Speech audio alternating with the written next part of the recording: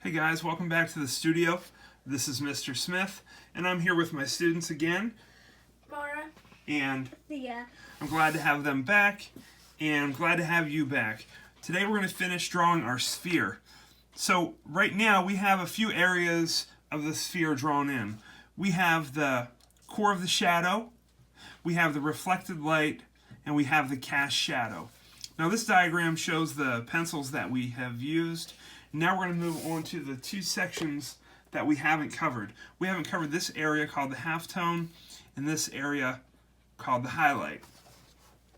So let's go to our drawings. And when I do this, I've drawn this drawing a few times, and I like to do it sort of backwards at this point. Now, like some of you, I just have one of those teacher gift pencils, or kind of like a novelty pencil that you get somewhere like Target, where it's maybe not the best pencil, it's kind of cute, but it really isn't the best art tool. Now my students behind me, Mara and Thea, they have the drawing pencils from our studio. So probably like you, I'm going to be wrestling with one of these guys. So let's start backwards. Let's start with the highlight. So the way this is drawn, you can see that the light once again is casting a cast shadow from the left to the right, hitting the sphere right in here. So what I'm going to do right now is draw an ellipse. An ellipse is just a circle in perspective. So when you take a circle and you rotate it, it flattens out. Like the top of a can is a circle, but when you look at it from the front, it's just flat. You don't see it. So we're going to go ahead and draw an ellipse right there. So now that you have that, those of you, make sure you do that very lightly.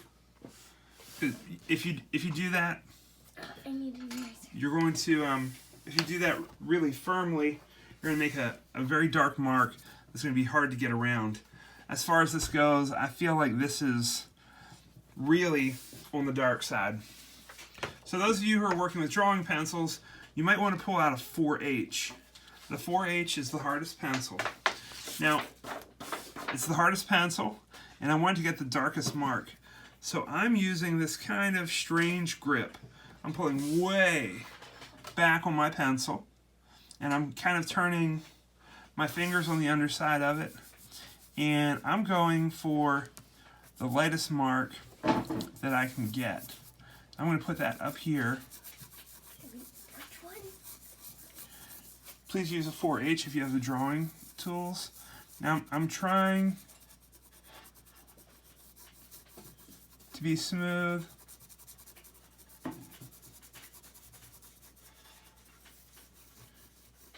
That's pretty wild.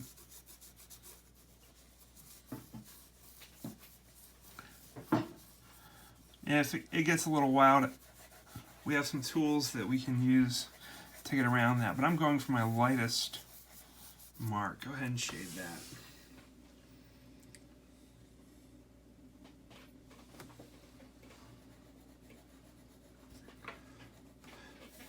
So now, when I think of this next section, it's called the halftone. The halftone is where we're going to go from our darkest dark to our lightest light, almost white. So it's going to be a very consistent fade. Fade from dark to lightest. So I like to do it in phases when I have the full array of pencils. So the girls behind me, they have the full array of pencils. So the next thing that you're going to do, if you have all the drawing pencils, you're going to draw a band right here where the 4B section is. You're going to come down here and you're going to draw a band. I feel like, what's that look like? A pool, a billiard ball. for playing pool. So that's where the 4 B's would fall. Now, some of us have just plain old drawing pencil, and that's fine. So instead of fading with a softer lead, slightly harder lead than the 6B, we're going to do it with pressure. We're going to fade that with pressure. Let's go ahead and do that. Let's draw for a little while. Make sure you use those contour lines going around the arcs of the sphere. Try and get those pencil lines to follow those angles. If you want to cheat and turn your paper, that's fine with me. I'm going to.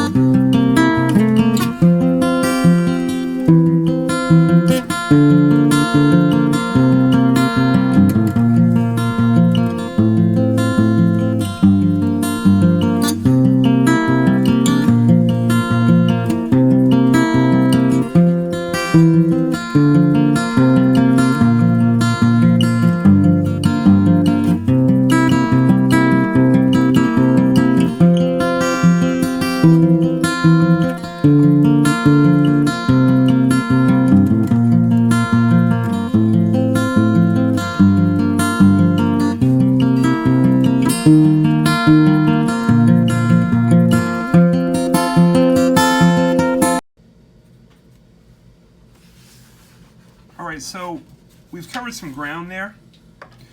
We have this part of the halftone, the blending from our darkest dark to our lightest light. We have the first part of that done. Now if you're keeping up with us and you're using the drawing pencils, if you have an array of drawing pencils, we're going to go from the soft pencils to the harder pencils now. So there is another one of these lines of longitude that comes around the sphere. Now I should have done that maybe a little more lightly. I feel like that line got a little aggressive. So I have this tool, which is a kneaded eraser. I can dab at that. Now when you make your mark, make yours like whisper soft. Make it very light so that you can't see this line of longitude. Go ahead and draw that in, and let's fade this out again. So we're going from this value down to a very light, and that's right, Thea, you're going to use a 2B. Those of us who are using a drawing pencil, which is a HB, right in the middle, it's not really hard or soft, it's the halfway split. We're using our X factor, which is our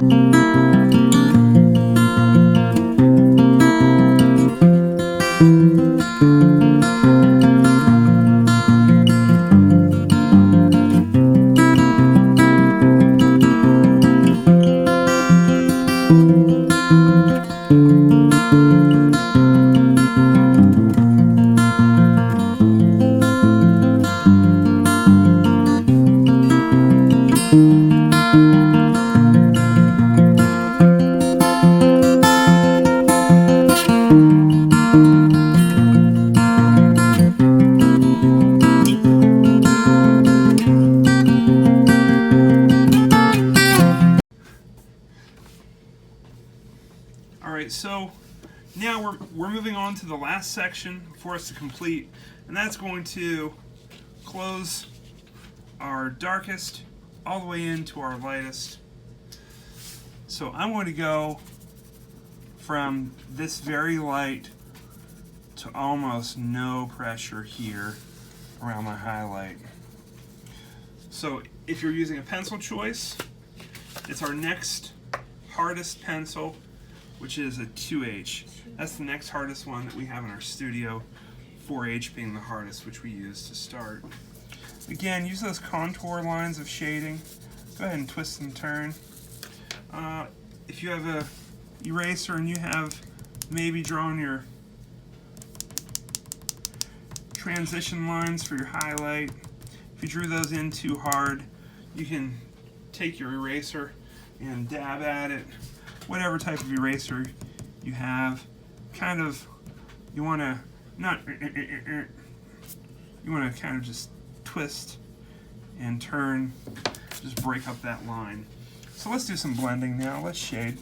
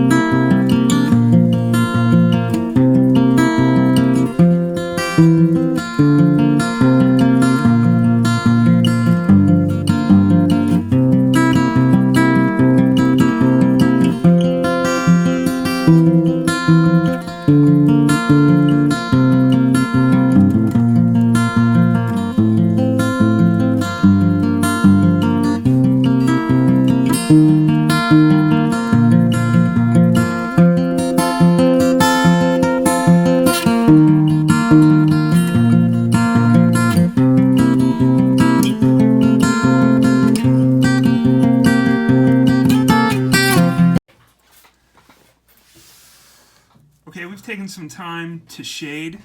Now, I'd like to just take a moment and pause and really look at what we've done. What do we need to do to make this look even more smooth?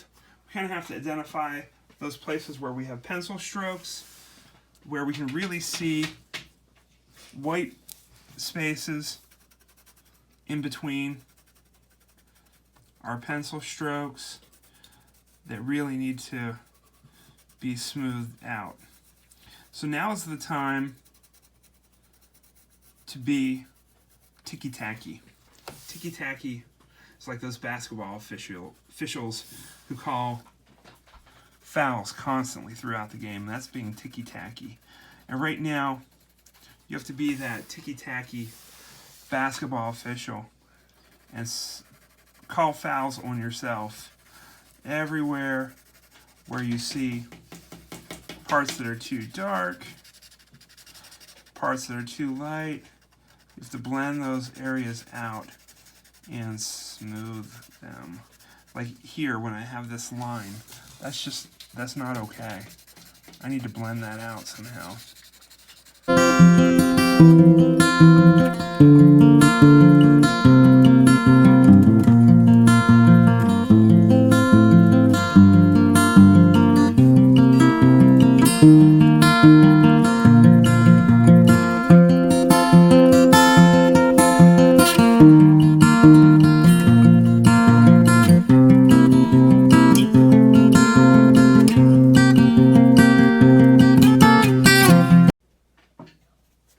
Okay, another thing that you can do, if you feel like it's too rough, you can do a little bit of this, and that's cross-hatching. So you can go in the opposite ways of the contours. I would be very sparing with this. Like, don't do a lot of this. Maybe on these parts that are in shadow a little bit, you can add a little bit of this cross shading. I don't think you want that too much in your halftone up here. I'm being very delicate. And that does help blend that out.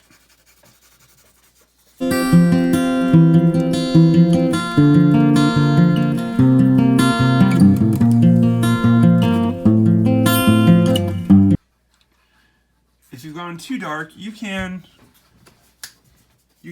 actually come through and dab at some of those shadows with a kneaded eraser. You can dab with a kneaded eraser.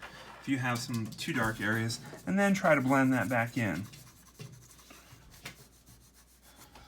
So really we've used some X factors here. We've used our pencil choice, and we've used our pressure to make things come out really smooth. Make our values blend very nicely. So I'm going to open up a brand new eraser. I'm lucky, I have one here. You can just use whatever eraser you have. Pink pearl. Hopefully not the end of your pencil.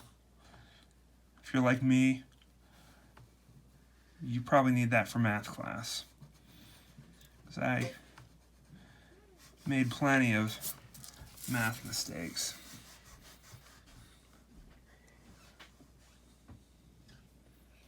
So now I'm gonna clean up my lines, clean up the background with my eraser. Students, go ahead and do that too.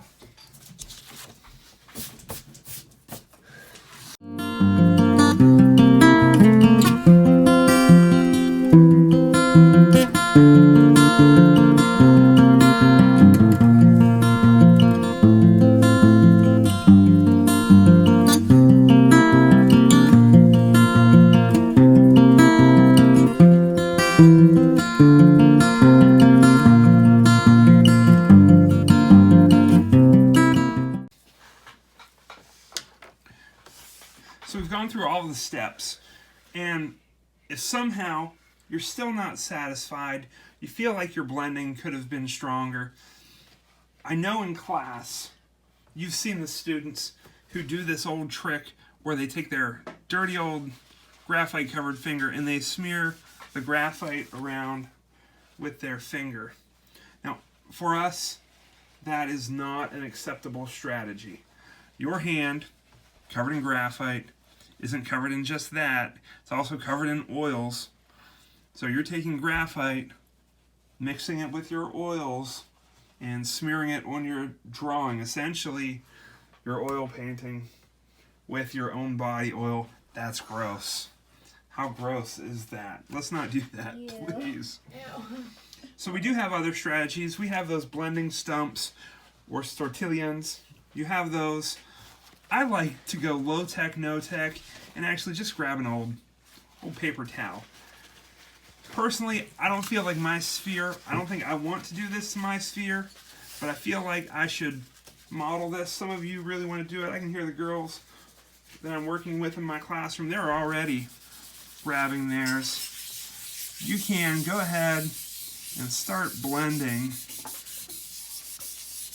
I like to start with the contour of the sphere, going from, it makes sense, do the lightest areas first. Do the lightest areas and then work out from there. Because your darks will make your light areas not as strong. It'll make them dark.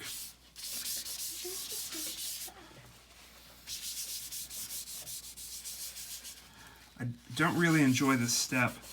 I feel like our pencil should be the thing that does it. It should be the thing that does the blending.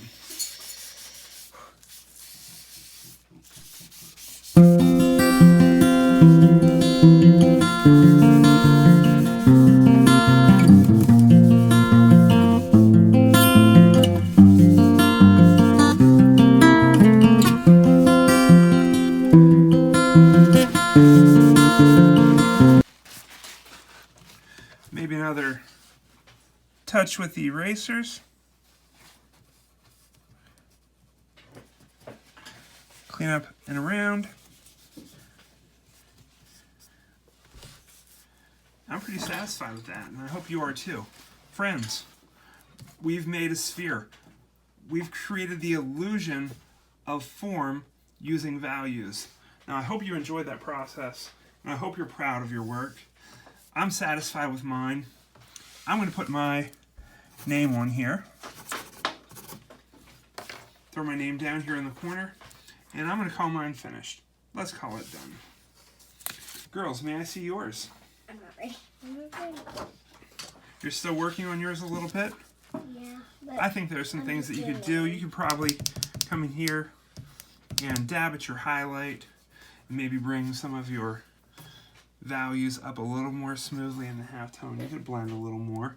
So you probably want a little more time, don't you? Yep, a little more attention. Looks pretty good. You started putting your name on it, though. Mara. Yours is pretty good. You have some lines in here that I think maybe you could blend out. I think you have a little bit of work to do here in your halftone to find one more value in between. Maybe knock some of these light areas out of here. I think that's a pretty good start. I think that is a really good start. You can maybe be a little more aggressive, Mara, with your paper towel if you want to try blending with that. That'll knock some of those values down. Really good. Thank you all for joining me in my studio. And in the meantime, you know what, just keep drawing. I appreciate what you're doing. And I want you all to have a good day. Keep it up.